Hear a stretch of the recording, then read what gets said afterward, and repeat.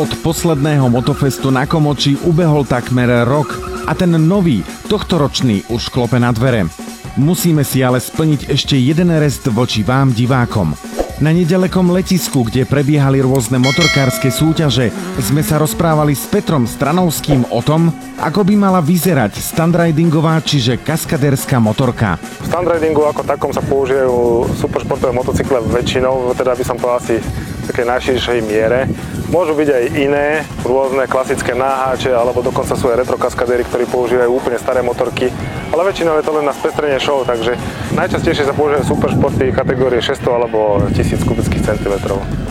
Vždy sa dajú dole kapotáže, tie sa odstránia, tie sú úplne zbytočné, pretože pri častých pádoch by sa aj tak poškodili a je to škoda proste zničiť.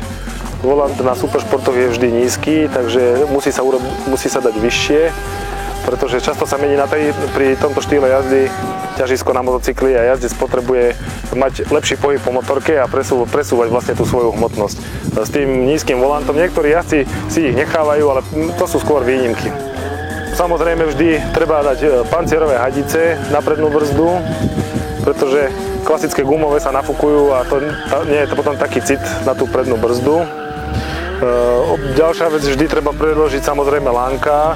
Všetky lánka sú obyčajne krátke. To znamená, že spojkové lánko buď dlhšie, alebo ja osobne tu mám takýto posílovač, ktorý sa používa v motokrose. Ja ho mám z toho dôvodu, aby mi to o tých 15-20 cm predĺžilo to lánko, aby som nemusel dávať druhé lánko. A zároveň tá spojka je taká citlivejšia, ešte je mäkšia. Úplne základnou ďalšou vecou sú padacie rámy. To je veľmi dôležité.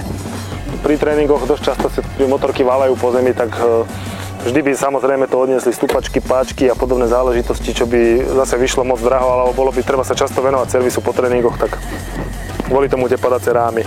Potom ďalšou takou zaujímavosťou, čo používajú standridery, je táto zadná hrazda. Väčšinou si do nej vkladajú vždycky jednu nohu. Pri tých pomalých veciach alebo pri jazde po zadnom veľa ľudí mylne sa domnieva, že tá hrazda je tu na to, keď sa jazdí po zadnom a dostane sa motocykl do veľkého záklonu, že vlastne sa tá motorka na to opre, ale to je mylný dojem, lebo ako náhle pri rýchlejšej jazde je kontakt s tou hrazdou, s vozovkou, tak to vie dobre rozhádzať a obyčajne nasleduje pád. Ešte posledná dôležitá vec, obyčajne, ktorú standardy robia, tak dávajú si väčšiu rozetu do zadného kola, pretože tie superšportové motorky sú veľmi rýchle, majú tie najsilnejšie zhruba maximálku okolo 300 km/h a to pri tých exhibíciách na letiskách je zbytočne veľká rýchlosť a samozrejme aj následne pri tej malej rozete trpí spojka a prevodovka, čím sa to vlastne toto odstráni tým silnejším prevodom. No a už potom záleží len od typu motoriek, to už chalani vedia, že ktoré áno, ktoré nie. Upravuje sa ešte mazanie, pretože je to štvortaktný motor a on sa dostáva do rôznych polôch pri tých cvikoch. A niekedy by sa mohlo stať, že proste ten olej sa odleje a olejové čerpadlo ide na sucho a mohlo by sa následne stať, že sa ten motor zadre. Výfuk som odmontoval len z jedného obyčajného dôvodu, kvôli zvukovej kulise. Divákom sa to páči a myslia si, že keď je motorka hlučná, tak je aj rýchla.